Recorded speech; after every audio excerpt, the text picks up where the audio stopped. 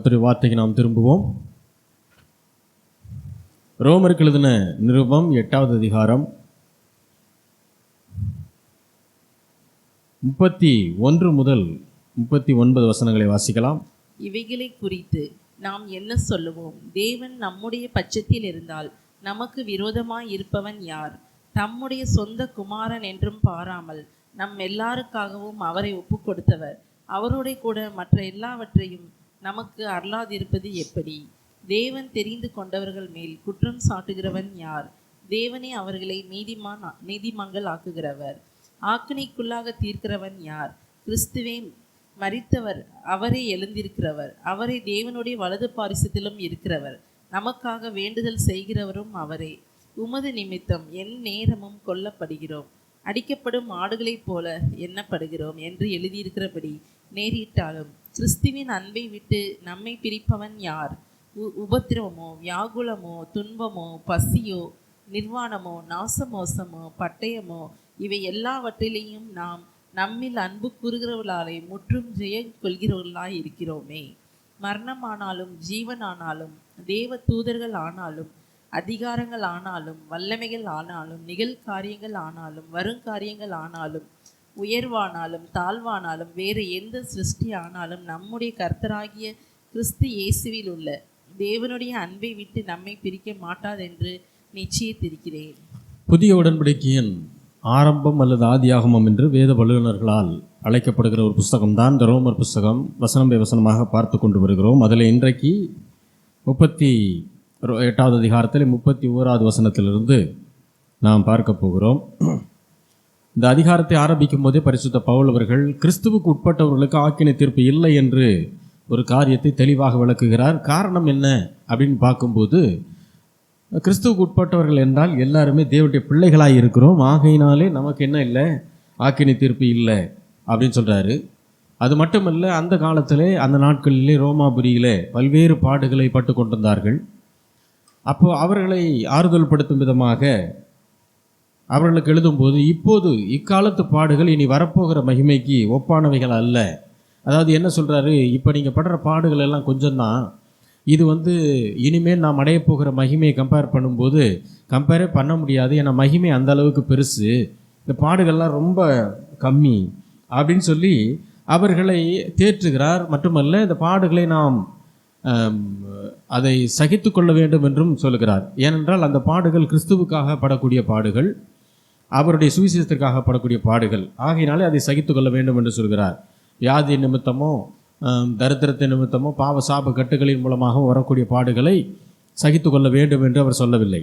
அப்போது பாடுகளை வித்தியாசப்படுத்த தெரியணும். எந்த விதமான பாடுகளை நாம் சகித்து கொள்ள வேண்டும் என்பது தெரிய வேண்டும். அப்போது இந்த நாம் படுகிற கிறிஸ்துவுக்காகவும் சுவிசேஷத்திற்காகவும் நாம் படுகிற பாடுகளே நமக்கு ஒரு ஆதாரமாக இருக்கிறது. என்ன ஆதாரம்னா, நாம் தேவனுடைய பிள்ளைகள் என்பதற்கு ஒரு ஆதாரமாக இருக்கிறது. அப்போ 28வது வசனத்தில் அதை வாசிப்போம். ரோமர் 8:28. அன்றியும் அவருடைய தீர்மானத்தின்படி அழைக்கப்பட்டவர்களாய் தேவனிடத்தில் அன்பு கூறுகிறவர்களுக்கு சகலமும் நன்மைக்கு ஏதுவாக நடக்கிறது என்று அறிந்திருக்கிறோமே.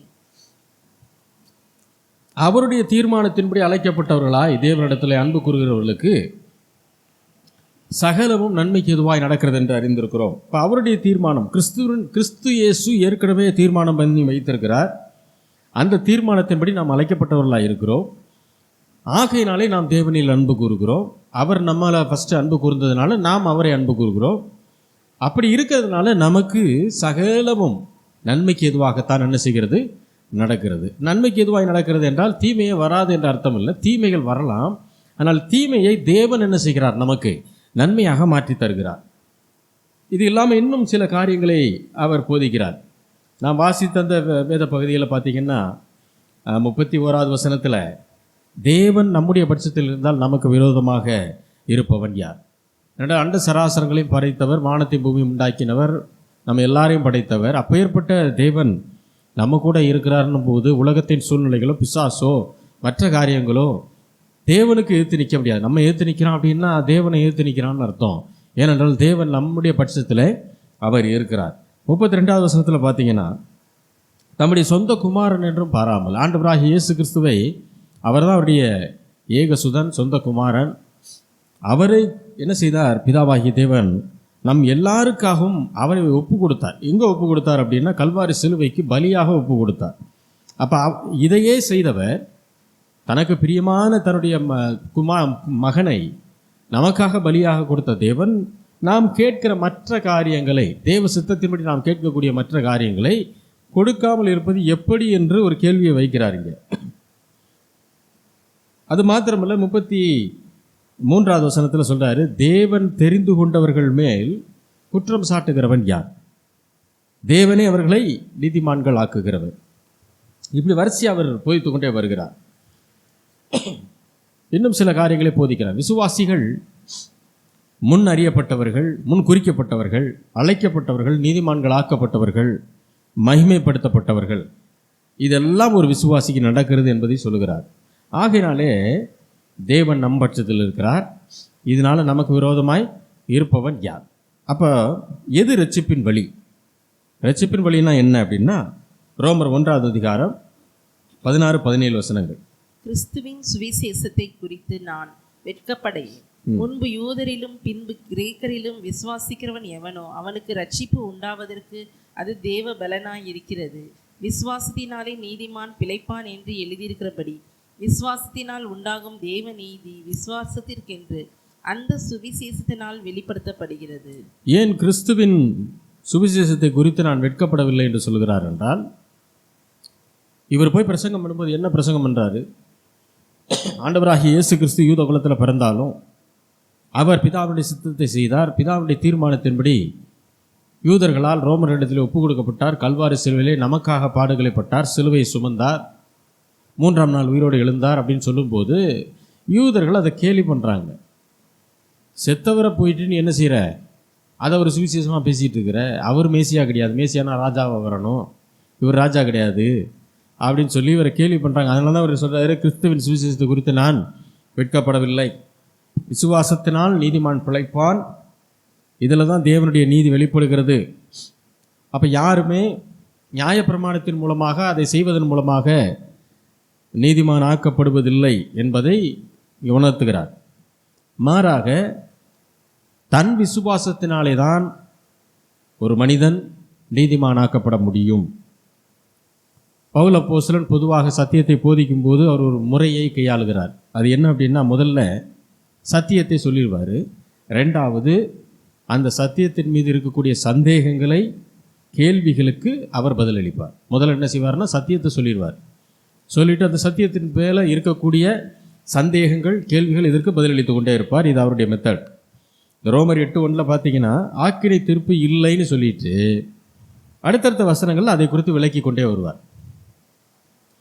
ஆக்கினை தீர்ப்பு கிடையாது அப்படின்னு சத்தியத்தை சொல்லிடுவார். அப்போ அதை குறித்து நிறைய சந்தேகங்கள், அதை என்ன செய்கிறாரு அவர் அதுக்கப்புறம் விளக்குகிறார். இப்போ அந்த ரோமர் 8:31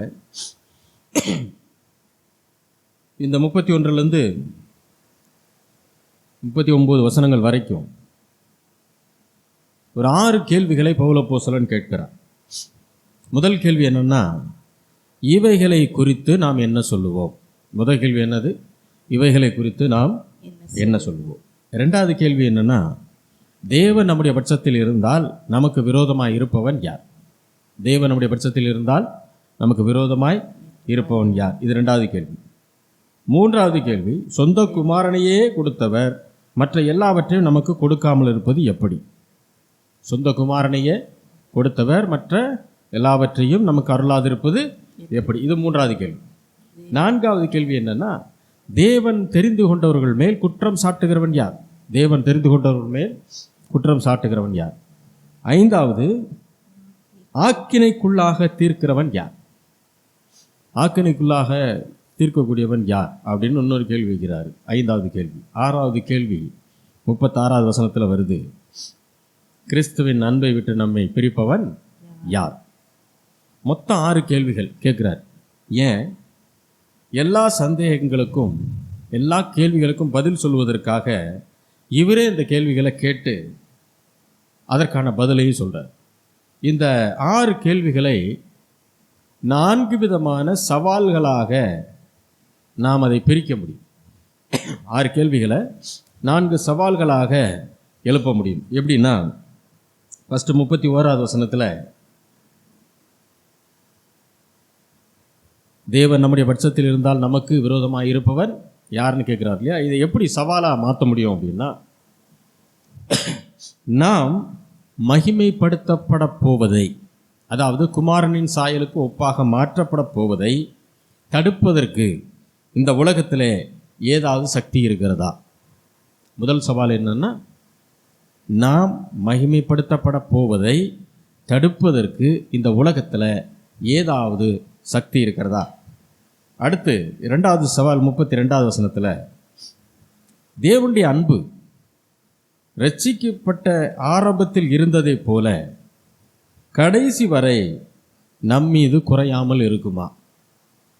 தேவனுடைய அன்பு ரட்சிக்கப்பட்ட ஆரம்பத்தில் நம்மீது இருந்ததை போல கடைசி வரை நம்மீது குறையாமல் இருக்குமா? இது 2வது சவால். 3வது சவால் 33, 34 வசனங்கள்லேருந்து எடுக்கிறாரு. யாராவது எப்போதாவது நம்மை குற்றப்படுத்தி ஆக்கினைக்குள்ளாக தீர்க்க முடியுமா? யாராவது எப்போதாவது நம்மை குற்றப்படுத்தி ஆக்கினைக்குள்ளாக தீர்க்க முடியுமா? அடுத்து 35லிருந்து 39 வசனத்திலிருந்து 4வது சவாலை அவர் வைக்கிறார். என்ன அப்படின்னா, யார் அல்லது எது நம்மை கிறிஸ்துவின் அன்பை விட்டு பிரித்து விட முடியும்? யாராவது நம்மளை கிறிஸ்துவின் அன்பை விட்டு பிரிச்சிட முடியுமா? அல்லது ஏதாவது ஒன்று நம்மை கிறிஸ்துவனுடைய அன்பை விட்டு பிரித்து விட முடியுமா அப்படின்னு கேட்குறார். இப்போ முதல் சவால் 31வது வசனத்தில், கிறிஸ்தவ வாழ்க்கையில் ஏதாவது ஒரு வல்லமை குறுக்கிட்டு நாம் மகிமைப்படுவதை தடுத்து விட முடியுமா அப்படின்னா, அதுக்கு பதில் இல்லை என்பதை. முடியவே முடியாது.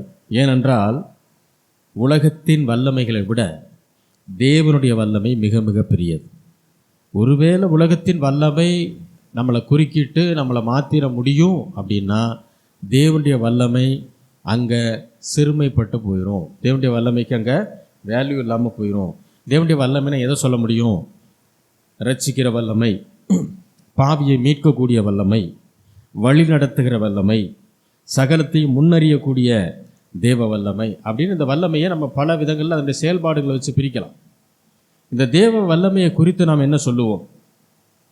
தேவன் நம்முடைய பட்சத்தில் இருந்தால் நமக்கு விரோதமாக இருப்பவன் யார்? ஏனென்றால் இவர் சர்வ வல்லமை உள்ள தேவன், சகலத்தையும் படைத்தவர், அரசாளுகிறவர். எதையாவது செஞ்சுட்டு ஐயோ தப்பாக செஞ்சுட்டோமே தலையை சொரிஞ்சிட்டு இருக்கிறவர் இல்லை. தேவனை அப்படி நாம் ஒரு நாளும் நினைத்து விடக்கூடாது. நாம் கேட்கறதுக்கு முன்னாடியே என்ன கேட்க போகிறோன்றது அவருக்கு தெரியும். அப்பேற்பட்ட ஞானத்தை உடையவர். அவருடைய சித்தத்தின்படி அல்லது அவருடைய விருப்பத்தின்படி நாம் எதை கேட்டாலும் அதை நமக்கு கண்டிப்பாக அவர் தருகிறார். அது நமக்கு கிடைக்கும். அப்போ கர்த்தர் எப்படிப்பட்டவர் என்கிற நல்ல அறிவோடு நாம் ஜெபிச்சாதான் நாம் நினைக்கிற காரியங்கள் நமக்கு கிடைக்கும். அதை விட்டுட்டு முழங்காலையோ நம்முடைய ஜெபத்தையோ நம்முடைய உபவாசத்தையோ தேவனை காட்டிலும் மேன்மையாக பேசிகிட்டு இருக்கக்கூடாது. வசனமும் வசனத்தின் சரியான வெளிப்பாடும் நமக்குள்ளே போகணும், நமக்குள்ளே இருக்கணும். தேவனுடைய மக்கள் சத்தியத்தை அறிந்து கொண்டவர்களாக இருக்க வேண்டியது மிக மிக அவசியமாக இருக்கிறது. அல்லேலூயா. வாசிக்கலாம். ஆதியாகமம்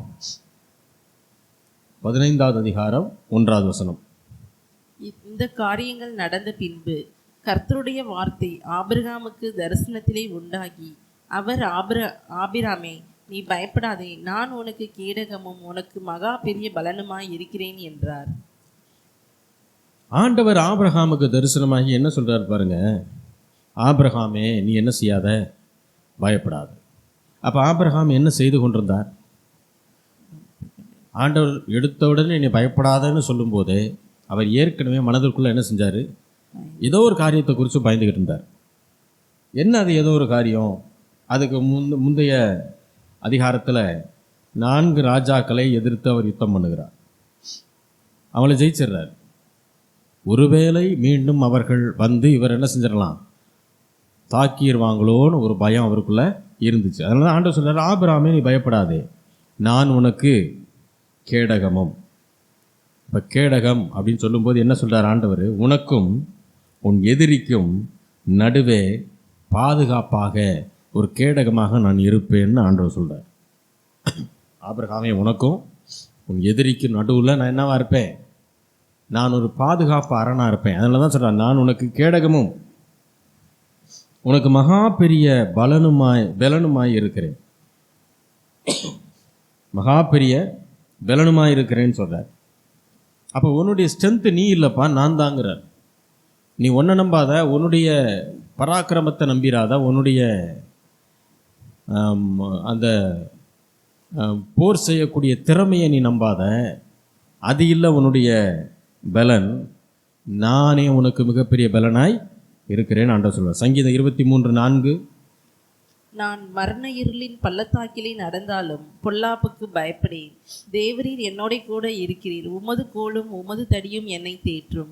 பாருங்க, இந்த சங்கீதத்துக்கு பேர் வாழ்வழிக்கும் சங்கீதம். மரண இருளின் பள்ளத்தாக்கில் ஒருவேளை நான் நடக்க நேர்ந்தாலும், தாவீது சொல்கிறார், பொல்லாப்புக்கு தீமைக்கு நான் என்ன செய்ய மாட்டேன்? பிசாசுக்கு பயப்படவே மாட்டேன். ஏனெனில் தேவரீர் என்னோடு கூட இருக்கிறீர். ஆபிரகாமுக்கு ஆண்டவர் சொன்னார், நீ பயப்படாத, நான் உனக்கு என்னவா இருக்கேன்? கேடகமும் உனக்கு மகா பெரிய பலனுமாய் நான் இருக்கிறேன். அப்படின்னா என்ன அர்த்தம்? நான் உன் கூட இருக்கிறேன்றார் ஆண்டவர்.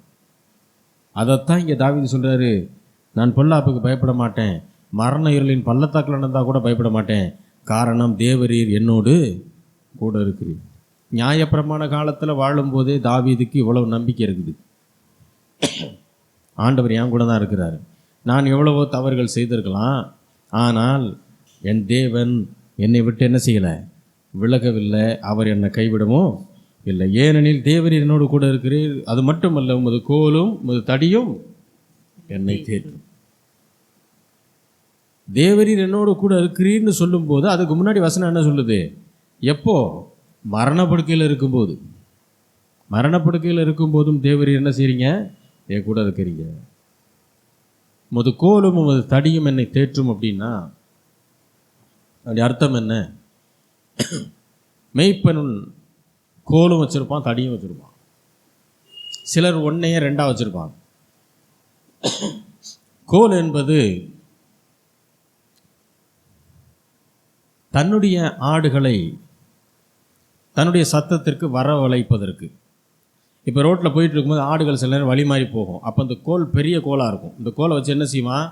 அந்த ஆடு பக்கத்தில் கொண்டு போகும்போது அந்த ஆடுகள் ரோட்லேருந்து மாறி போகிறது திரும்ப என்ன செஞ்சிடும்? அந்த ரோட்டுக்குள்ளே வந்துடும். ஆடை அடிக்கிறதுக்கு இல்லை. தடி எதுக்குன்னா அடிக்கிறதுக்கு. எதன்னா ஆடை இல்லை, ஆடை சாப்பிட வரக்கூடிய மற்ற காட்டு விலங்குகளை, காட்டு மிருகங்களை அடிப்பதற்கு தான் என்னது? அந்த தடி. ஏனென்றால் இந்த ஆடுகள் எல்லாமே மேய்ப்பனுடைய சத்தத்திற்கு கீழ்ப்படியக்கூடிய ஆடுகள். மேய்ப்பன் ஒரு சத்தம் போட்டால், ஒரு தடவை இல்லை, ஒரு 3 தடவை சத்தம் போட்டுட்டா ஆடுகள் பூரா அந்த சத்தத்துக்கு கீழ்ப்படிஞ்சு என்ன செஞ்சிடும்? வந்துடும். ஒருவேளை ஏதாவது மிருகங்கள் இந்த ஆட்டை சாப்பிடணும்னு சொல்லி வருது அப்படின்னா மேய்ப்பன் தடி எடுத்து ஓங்கிட்டானாலே ஆடுகள் பயப்படாது. ஏன்னா அந்த தடி எடுத்து அடிக்கும் போது எந்த மிருகமும் கிட்டே வர முடியாது. மிருகத்துடைய மண்டையிலே தான் அடிப்பானான் மேய்ப்பன். ஒரே அடியில் அடித்து சுருண்டுரும்.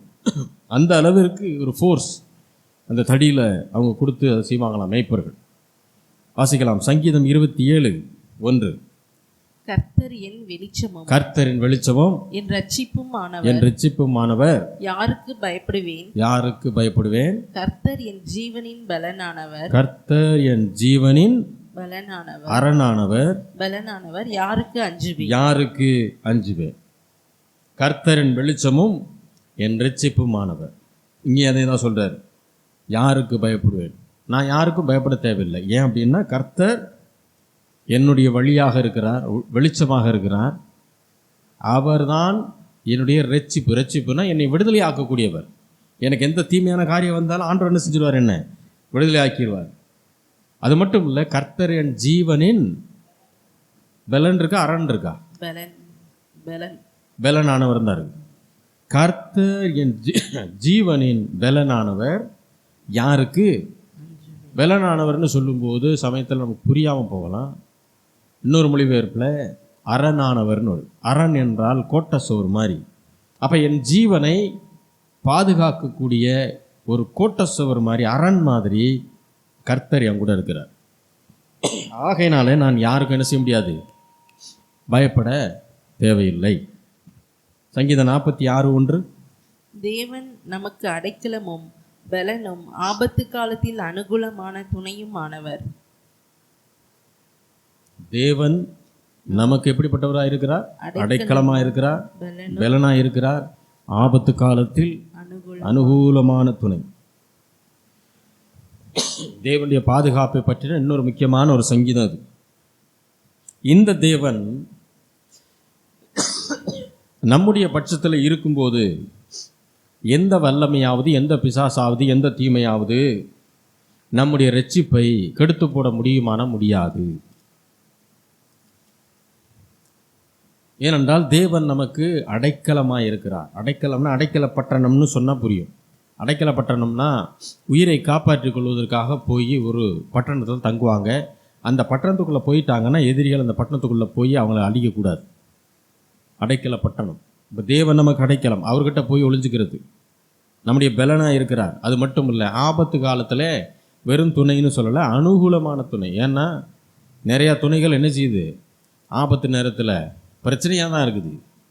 ஆண்டவர் சொன்னார் அனுகூலமான துணை. அப்போ பிரச்சனையிலேருந்து, தீமையிலேருந்து நம்மை தப்பித்து நம்ம விடுதலை ஆக்குவதற்கு ஏற்ற ஒரு அனுகூலமான துணையாக ஆண்டவர் நம்ம கூட இருக்கிறார். அதனால தான் தேவனுடைய பாதுகாப்பை பற்றின ஒரு சங்கீதம். இதை பாட்டாக கூட நம்ம பாடுவோம்.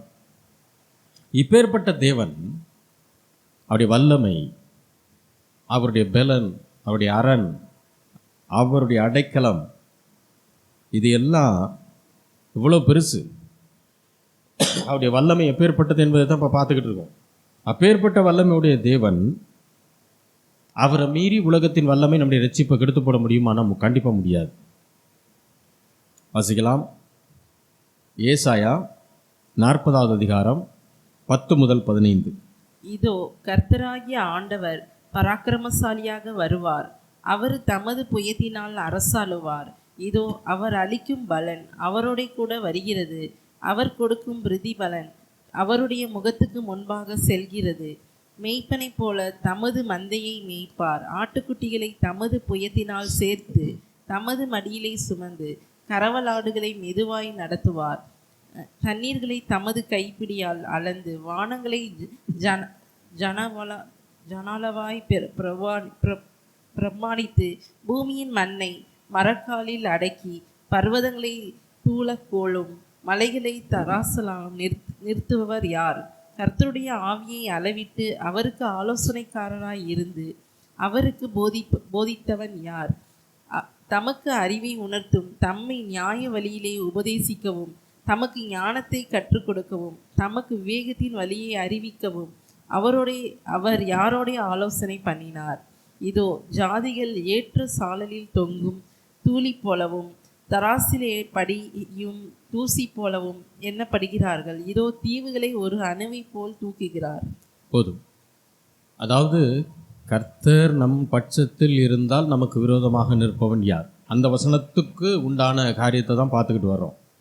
இப்போது வாசித்த வேத பகுதியில் கர்த்தராகிய ஆண்டவர் பராக்கிரமசாலியாய் வருவார். அவர் யாரா? பராக்கிரமசாலி. அவர் தமது புயத்தினால் என்ன செய்வார்? அரசாளுகிறார். இதோ அவர் அளிக்கும் பலன் அவருடைய கூட வருகிறது, அவர் கொடுக்கும் பிரதிபலன் அவருடைய முகத்துக்கு முன்பாக செல்லுகிறது. அடுத்து சொல்கிறாரு, மேய்ப்பனை போல தமது மந்தையை மேய்ப்பார். ஏன்னா உலகத்தில் இருக்க எல்லா நல்ல மேய்ப்பர்களை காட்டிலும் இவர் தான் நல்ல மேய்ப்பன். ஏன்னா இவரே அதை சொல்லியிருக்கார், நானே நல்ல மேய்ப்பன் என்று. அப்போது ஒரு நல்ல மேய்ப்பனை போல தமது மந்தை என்ன செய்கிறார்? அவர் மேய்க்கிறார். ஆட்டுக்குட்டிகளை தம்முடைய புயத்தினால் சேர்த்து தமது மடியிலே சுமந்து கரவலாடுகளை மெதுவாக என்ன செய்கிறாரா? கரவலாடுகள்னால் அந்த பிறந்த கொஞ்ச நாள் ஆன ஆடுகள், பால் குடி மாறாத அப்பேற்பட்ட ஆடுகள். அந்த ஆடுகளை என்ன செய்கிறாரா? மெதுவாக நடத்திட்டு போகிறார். அதுக்கப்புறம் அவருடைய வல்லமையை குறித்து வசனம் சொல்லுது, தண்ணீர்களை தமது கைப்பிடியால் அளந்து வானங்களை ஜானளவாய் பிரமாணித்து பூமியின் மண்ணை மரக்காலில் அடக்கி பர்வதங்களை துலாக்கோலும் மலைகளை தராசாலும் நிறுத்தவர் யார்? இதெல்லாம் அதாவது தண்ணியை கைப்பிடியில் பிடிச்சிருக்காரு, வானங்களை ஜான் அளவில் பிரமாணித்தார், பூமியின் மண்ணை மரக்காலில் அடக்கினார், பர்வதங்களை துலாக்கோலினாலும் மலைகளை தராசிலும் என்ன செய்தாராம்? நிறுத்தினவர். இதெல்லாம் செஞ்சது யாருப்பா அப்படின்னு கேட்குறாரு. அது மட்டும் இல்லை, கர்த்தருடைய ஆவி அளவிட்டு அவருக்கு ஆலோசனைக்காரனாக இருந்து அவருக்கு போதித்தவன் ஆண்டவருக்கு போதிக்கிற அறிவாளி யாருன்னு கேட்குறார். அவர் இவ்வளோ பெரிய சர்வஞானி, அவருக்கு ஆலோசனை கொடுக்குறவன் யார் அப்படின்னு கேட்குறாரு. அடுத்துக்கு சொல்கிறாரு, தமக்கு அறிவை உணர்த்தவும் தம்மை நியாய வழியிலே உபதேசிக்கவும் தமக்கு ஞானத்தை கற்றுக் கொடுக்கவும் தமக்கு விவேகத்தின் வழியை அறிவிக்கவும் அவர் யாரோடே ஆலோசனை பண்ணினார். நமக்கு இந்த காரியத்தையெல்லாம் கற்றுக் கொடுக்க வேண்டும் என்பதற்காக ஆண்டவர் யாரு கூடயாவது போர்டு மீட்டிங் போட்டாரா? இல்லை வேறு யாரு கூடயாவது ஆலோசனை எடுத்துக்கிட்டாரா? இல்லை. இதோ ஜாதிகள் ஏற்ற சாலில் தொங்கும் துளி போலவும் தராசிலை படியும் தூசி போலவும் எண்ணப்படுகிறார்கள். ஆண்டோடைய பார்வையில் ஜனங்க எப்படி இருக்காங்களாம்? தராசில் படிக்கிற தூசி மாதிரியாம். இது தீவுகளை ஒரு அணுவை போல என்ன செய்கிறாரா? தூக்குகிறார். அடுத்து 17-18 வசனங்கள் வாசிங்க. சகல ஜாதிகளும் அவருக்கு முன்பாக ஒன்றும் இல்லை. சகல ஜாதிகளும் அவருக்கு முன்பாக ஒன்றும் நான் பெரியவன், நீ பெரியவன், என் ஜாதி என்ன, உன் ஜாதி என்ன, இப்படி வீண் பெருமை பேசிக்கிற, நான் ஒயிட்டு நீ பிளாக்கு, இப்படி பேசிக்கிட்டு இருக்கிற எல்லாரும் அவருக்கு முன்பாக ஒன்றுமே கிடையாது. அவர்கள் சூனியமாகவும் மாயையாகவும் என்னப்படுகிறார்கள். பாருங்க, அவங்கள எதோட ஒப்புறாரு பாருங்க. மாயை, அவன் ஒன்றுமே கிடையாது அப்படிங்கிறாரு. ஆண்டோடைய பார்வையில் ஜனங்கள் யாரா? ஒன்றும் கிடையாது. அடுத்து, இப்படி இருக்க தேவனை யாருக்கு ஒப்பிடுவீர்கள்? இந்த சாயலை அவருக்கு ஒப்பிடுவீர்கள். இப்படி இருக்க இவ்வளவு வல்லமைகளுடைய தேவனை நீங்கள் யாருக்கு ஒப்பாய பேசுவீங்க? எந்த சாயலை அவருக்கு நீங்கள் என்ன செய்வீங்க? ஒப்பிடுவீங்க அப்படின்னு கேட்டுட்டு அடுத்து 22வது வசனம். அவர் பூமி உருண்டையின் மேல் வீற்றிருக்கிறவர். அவர் பூமியின் உருண்டையின் மேல் பூமி உருண்டையின் மேல் வீற்றிருக்கிறவர். அதன் குடிகள் வெட்டு கிளிகளை போல இருக்கிறார்கள். அவர் வானங்களை மெல்லிய திரையாக்கி பரப்பி அவைகளை குடியிருக்கிறதுக்கான கூடாரமாக்கி விரிக்கிறார். நல்லா கவனிங்க. அவர் பூமி உருண்டையின் மேல் வீற்றிருக்கிறவர், அதன் குடிகள், அவர் பூமி மேலே உட்காந்துருக்காராம், உருண்டையின் மேலே. அதன் குடிகள், பூமியில் வாழக்கூடிய நாமெல்லாம் வெட்டுக்கிளிகளை போல அவருடைய பார்வையில் என்ன செய்கிறோமா? இருக்கிறோமா? கையில் பிடிச்சி லேசாக நசுக்கி விட்ருவார் சப்புண்டு. அந்த அளவுக்கு தான் நாம் இருக்கிறோம். அவர் வானங்களை மெல்லிய திரையாக பரப்பி அவைகளை குடியிருக்கிறதுக்கான கூடாரமாக விரிக்கிறார். அவர் குடியிருக்கிறதுக்கான கூடாரம் மாதிரி அதை என்ன செய்யறாரா? வானத்தை அசால்ட்டாக விரிக்கிறார்.